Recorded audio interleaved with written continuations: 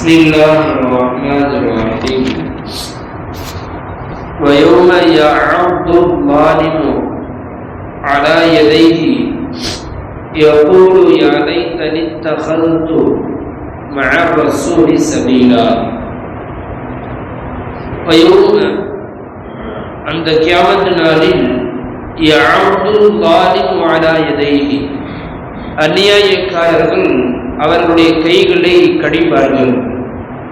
எப்போது இன்னும் சொல்லுவார்கள், யாலைத்தனி எனக்கு வந்த கை செய்தவே, இத்தகது நான் எடுத்திருக்க வேண்டுமே, மஅர் ரசூலி சபீலா ரசூல் ஸல்லல்லாஹு அலைஹி வஸல்லம் அவர்களுடன் நேரான பாதையை நான் எடுத்திருக்க வேண்டுமே என்பதாக சொல்லுவார்கள். ஸதகல்லாஹுல் அஸீம். சூரத்துல் ஃபுர்கான் அத்தியாயத்தின் 27வது வசனத்திற்கான விரிவுரை.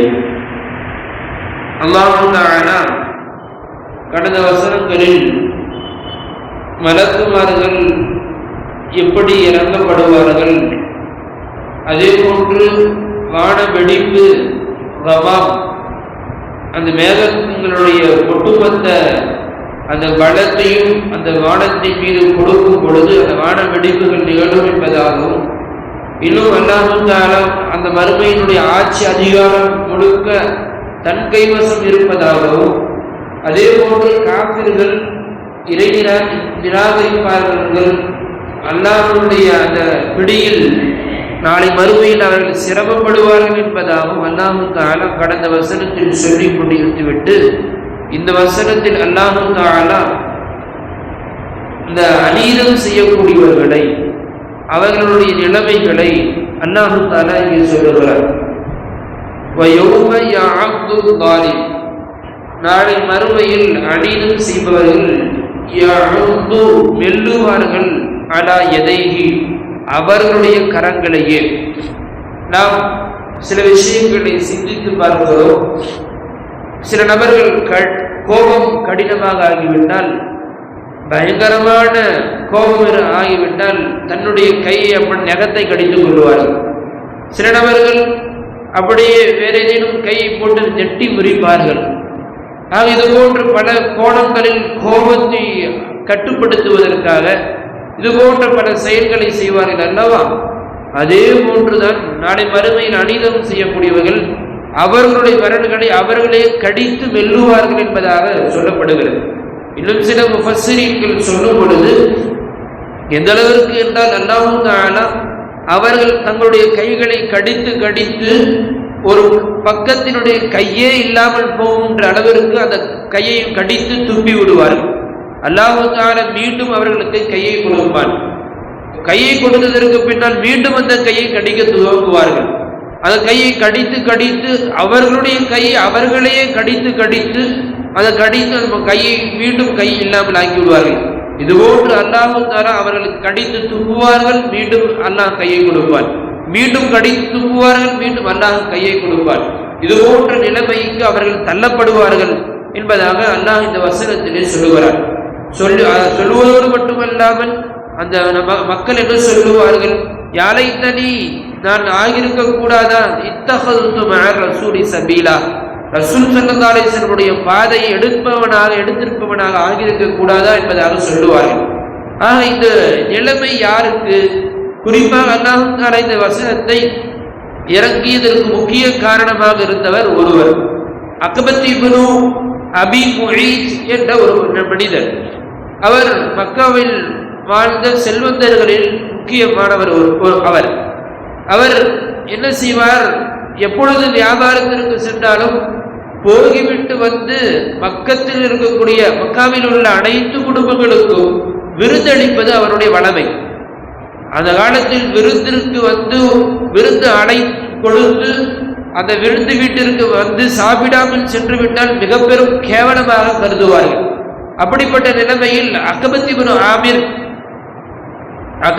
அபி முஈத் என்ன செய்கிறார், மக்காவிற்கு சென்று திரும்புகின்ற வேளையில் ஸல்லல்லாஹு அலைஹி வஸல்லம் அவர்களுக்கு நபித்துவம் கிடைத்திருந்தது.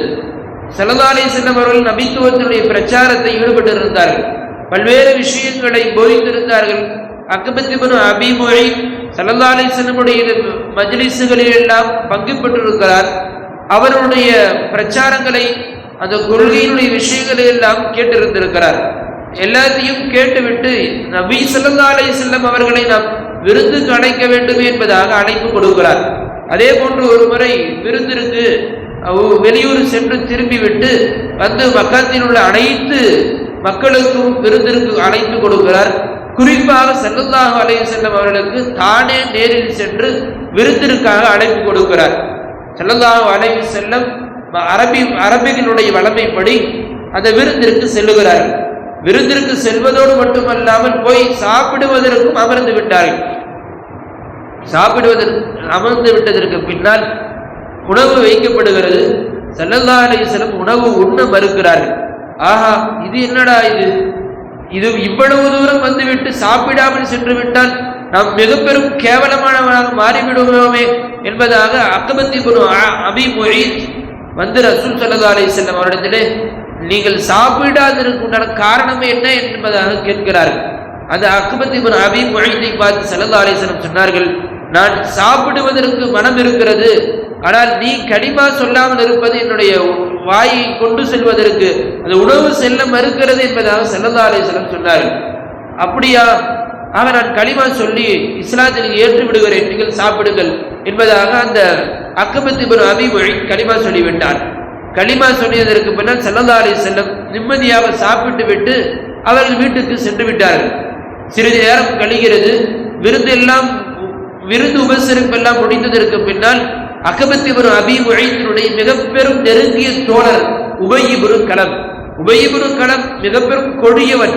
அவன் முனாஃபிக்குகள் மிக பெரும் தலைவனாக இருந்தவன். அந்த உபய் இப்னு கலப் வருகிறார். வந்து ரசூல் ஸல்லல்லாஹு அலைஹி வஸல்லம் அவர் வந்து உன்னுடைய வீட்டில் சாப்பிட்டாரே, அவர் சர்வசாதாரணமாக சாப்பிட மாட்டாரே, அவர் காபிர்களுடைய வீட்டுகளிலே சாப்பிட மாட்டாரே, அவரை யார் ஈமான் கொண்டார்களோ அவர்கள் வீட்டில் தானே சாப்பிடுவார் என்பதாக இது போன்ற கேள்விகளை கேட்ட பொழுது, ஆம் உண்மைதான், இது போன்று வந்து உட்கார்ந்தார், சாப்பிடவில்லை, ஏன் சாப்பிட மாட்டேன் என்று கேட்டேன்.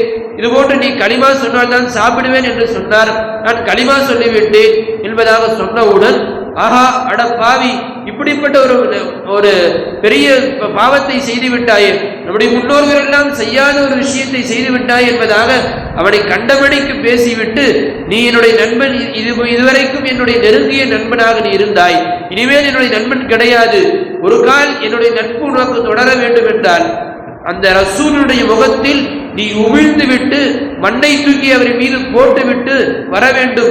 அப்படி செய்தால் நான் என்னுடைய நட்பை ஏற்றுக்கொள்கிறேன், இல்லையென்றால் மீண்டும் நீ என்னுடைய நட்பிலிருந்து விடுபட்டவனாக ஆகிவிடுவாய் என்பதாக சொல்லுகிறார் உபய் இப்னு கலப். அந்த அக்பத் இப்னு அபீ முஹைத்துக்கு என்ன செய்வது என்று புரியவில்லை.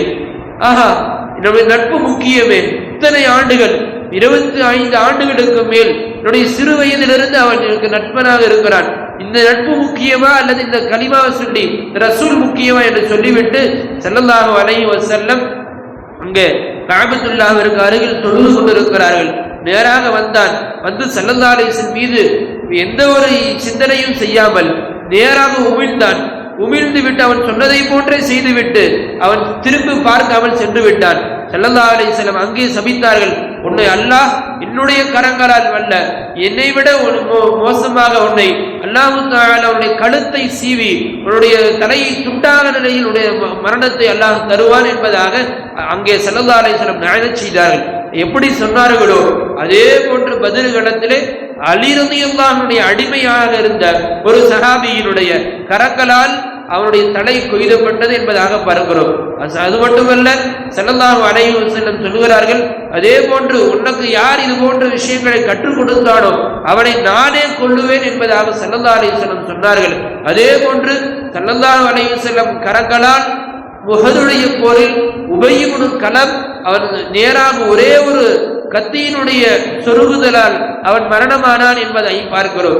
ஆக இது போன்று பல விஷயங்கள் காரணம் ஸல்லல்லாஹு அலைஹி வஸல்லம் அவர்களை அவன் கேவலப்படுத்தியதன் காரணமாக அல்லாஹ் தஆலா இதுபோன்று யார் ஸல்லல்லாஹு அலைஹி வஸல்லத்தை கேவலப்படுத்துகிறார்களோ அவர்கள் நாளை மறுமையில் இதுபோன்று அவர்களுடைய கரங்களை அவர்களே வெல்லுபவர்களாக சுற்றி திரிவார்கள் என்பதை அல்லாஹ் தஆலா குறிப்பாக அக்பத் இப்னு அபீ முஐத் விஷயத்தில் இறக்கினாலும் இதுவரைக்கும் யாரெல்லாம் அநீதம் செய்கிறார்களோ யாரெல்லாம் ஸல்லல்லாஹு அலைஹி வஸல்லத்தை பற்றி கேவலமாக தரைக்குறைவாக பேசுகிறார்களோ அவர்களுடைய நிலைமைகளை அல்லாஹ் தஆலா இது போன்றுதான் ஆக்குவான் என்பதாக முஃபஸ்ஸிரீன்கள் நமக்கு இந்த வசனத்தின் மூலமாக சொல்லி காட்டுகிறார்கள். அல்லாஹ் தஆலா அடுத்த வசனத்தில் இதுபோன்று கெட்ட நட்புகளை பற்றி அதை கெட்ட நட்புகளுடைய நிலைமைகளை பற்றி அடுத்தடுத்த வசனங்களை அல்லாஹ் தஆலா சொல்ல இருக்கிறார். அல்லாஹ் அவன் அருளிய வசனங்களை விளங்கி வாழக்கூடிய தௌஃபீக்